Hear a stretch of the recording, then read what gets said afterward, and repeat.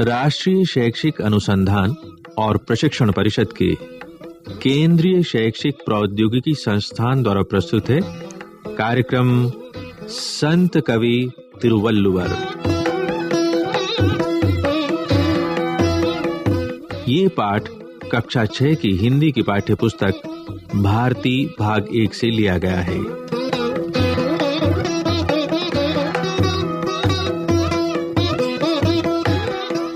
भारत अनेक साधु संतों और ऋषि मुनियों की भूमि रही है, जिन्होंने अपने आदर्शों से मनुष्य को सुख, शांति और संतोष का जीवन बिताने की प्रेरणा दी है।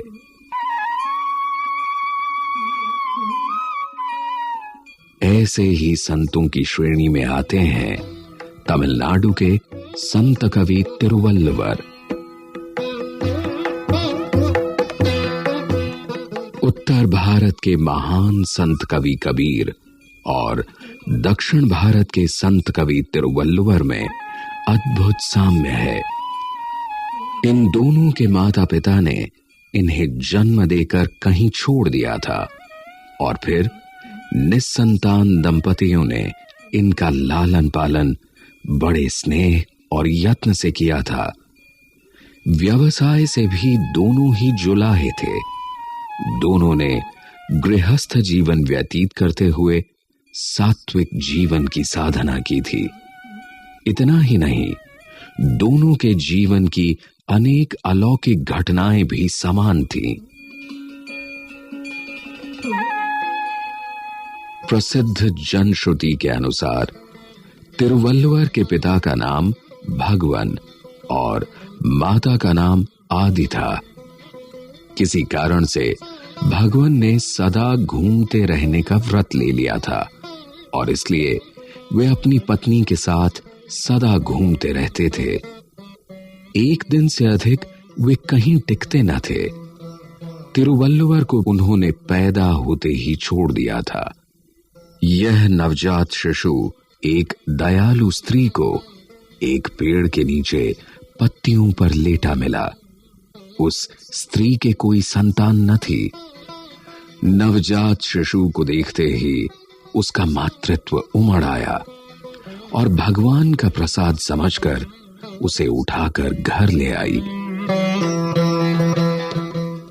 उसका पति भी बालक को देखकर बहुत प्रसन्न हुआ और दोनों ने मिलकर बड़े यत्न और प्रेम से बालक को पाला। वल्लु घर में पालन होने के कारण बालक का नाम वल्लुवर पड़ा और वही अपने उच्च धार्मिक भावों के कारण बाद में तिरुवल्लुवर के नाम से प्रसिद्ध हुआ। तमिल भाषा में तिरु आदर सूचक शब्द है, जो हिंदी के श्री के समान है। इस प्रकार तिरुवल्लुवर का आशय हुआ श्री वल्लुवर।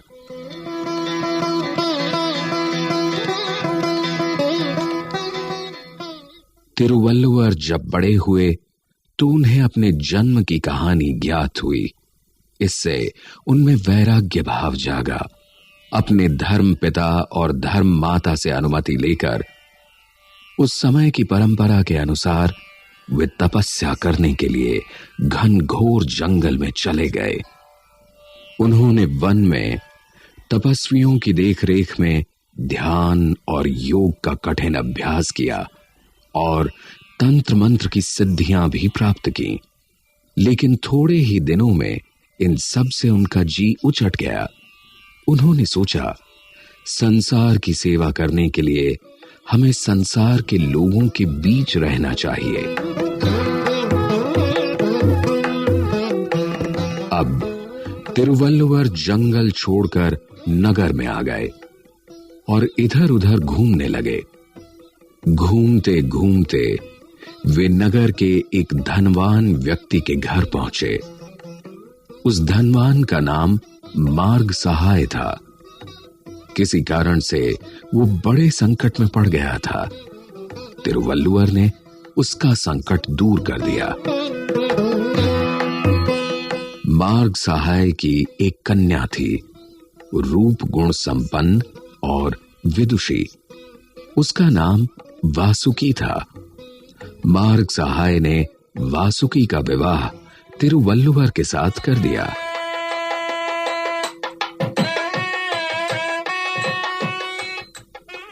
विवाह के बाद तिरुवल्लुवर अपनी पत्नी के साथ अपने गांव मायलापुर आकर रहने लगे। आजीविका के लिए उन्होंने अपने पैतृक व्यवसाय बुनाई का काम आरंभ किया। पति पत्नी दोनों बड़े प्रेम और सुख से रहने लगे। दोनों सादा जीवन बिताते और परोपकार के कार्य करते। एक बार एक सन्यासी उनके घर आया। वह गृहस्थ जीवन से घृणा करता था। उसका विश्वास था कि स्त्री के साथ रहने पर ईश्वर भक्ति नहीं हो सकती। तिरुवल्लुवर और वासुकी के सुखी गृहस्थ जीवन और उनकी ईश्वर में अनुरक्ति देखकर उसने पूछा, आपकी दृष्टि से गृहस्थ का जीवन श्रेष्ठ है या सन्यासी का? तिरुवल्लुवर ने कोई उत्तर नहीं दिया। इतना ही कहा, आप हमारा आतिथ्य स्वीकार कर स्वयं अनुभव कर लीजिए। पति पत्नी का एक दूसरे के प्रति प्रेम, निष्ठा और सहयोग भाव के साथ साथ ईश्वर भक्ति में अनुरक्ति देखकर सन्यासी के मन से नारी जाति के प्रति दुर्भावना जाती रही। वह गदगद होकर बोला, यदि वासुकी जैसी पत्नी हो तो गृहस्थ जीवन ही श्रेष्ठ है। इससे ईश्वर भक्ति में बाधा नहीं बल्कि सहायता मिलेगी। इतना कहकर सन्यासी ने श्रद्धापूर्वक तिरुवल्लुवर और वासुकी के चरण स्पर्श किए और विदा ली। तिरुवल्लुवर अन्न के महत्व को भली भांति समझते थे। अन्न ही ईश्वर है, ऐसा मानकर वे अन्न के एक एक दाने को मूल्यवान मानते थे। एक कथा के अनुसार तिरुवल्लुवर जब भोजन करने बैठते तो नियमित रूप से वासुकी से एक कटोरी में साफ पानी और एक सुई रखवा लेते थे, परंतु वासुकी इसका कारण नहीं जानती थी। उसने कभी इसके बारे में कुछ पूछा भी नहीं, परंतु जब वह मृत्युशैया पर थी तो उसने पति का हाथ अपने हाथ में लेकर कहा, स्वामी, मेरा अंतिम समय आ गया है। आपके आदेशानुसार मैं आपको भोजन परोसते समय पास में एक सुई और कटोरी में पानी अब तक रखती रही हूं, लेकिन उसका रहस्य नहीं समझ सकी। तिरुवल्लुवर ने कहा, मैं सुई और पानी भोजन के समय इसलिए रखवाता था कि अन्न का एक दाना भी बेकार न जाए। यदि अन्न का एक भी दाना भूमि पर गिरता तो मैं सुई से उठाकर और पानी में धोकर उसे खा लेता, परंतु तुम ऐसी सावधानी से भोजन परोसती थी कि कभी एक भी दाना भूमि पर ना गिरा।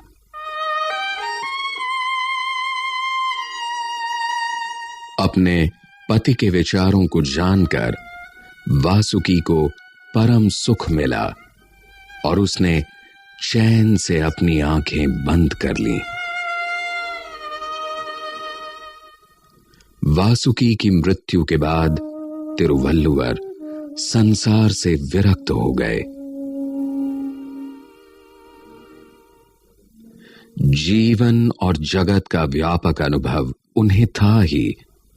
अपने अनुभव के आधार पर उन्होंने 1303 कुरल रचे, जो तिरुक्कुरल नामक ग्रंथ में संकलित हैं।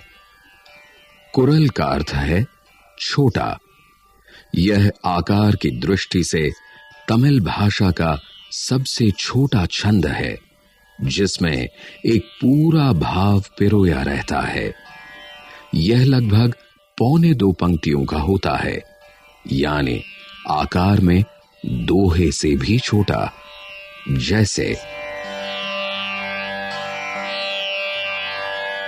तीयवे तीव पयतलाल कीयवे तीयनुम अंज पड़वे, अर्थात बुरे कर्म का बुरा फल होता है, इसलिए इनसे आग से भी ज्यादा डरना चाहिए। तिरुक्कुरल 3 खंडों में विभक्त है, धर्म, अर्थ और काम। धर्म खंड में पहले ईश्वर वंदना, वर्षा का महत्व, सन्यासी का महत्व और धर्म की शक्ति का वर्णन है। अर्थखंड में शासन, राजा के गुण और कर्म शिक्षा, अशिक्षा, शक्ति, समय और स्थान का बोध, विवेक, सुशासन, गुप्तचर, मंत्री, किला, सेना आदि विषयों का वर्णन है। तिरुक्कुरल को तमिल भाषा का वेद माना जाता है। जैनी, वैष्णव, शैव आदि इसे अपना अपना आदि काव्य तथा तिरुवल्लुवर को अपना प्रथम कवि मानते हैं। तिरुक्कुरल का अनुवाद हिंदी, उर्दू, संस्कृत, तेलुगु, मलयालम, मराठी आदि भारतीय भाषाओं में और अंग्रेजी, रूसी, फ्रेंच, जर्मन, सिंहली आदि विदेशी भाषाओं में हुआ है।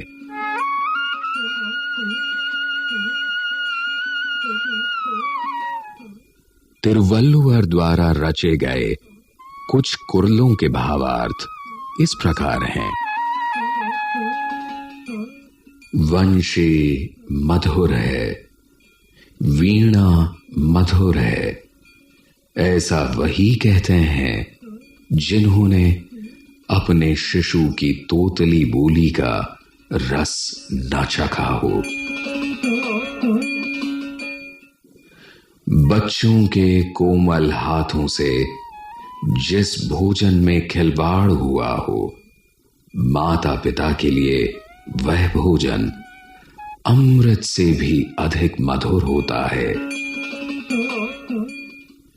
जैसे सोना तपकर निर्मल और प्रकाशवान होता है, वैसे ही व्यक्ति कष्ट सहन कर पवित्र ज्ञान के प्रकाश से युक्त होता है।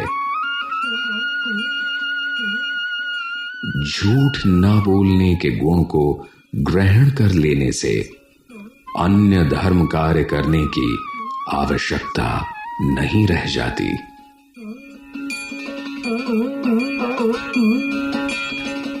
इसमें कोई शक नहीं है कि तिरुवल्लुवर के ये कुरल थोड़े ही शब्दों में हमें जीवन के गहन अनुभवों से परिचित कराते हैं।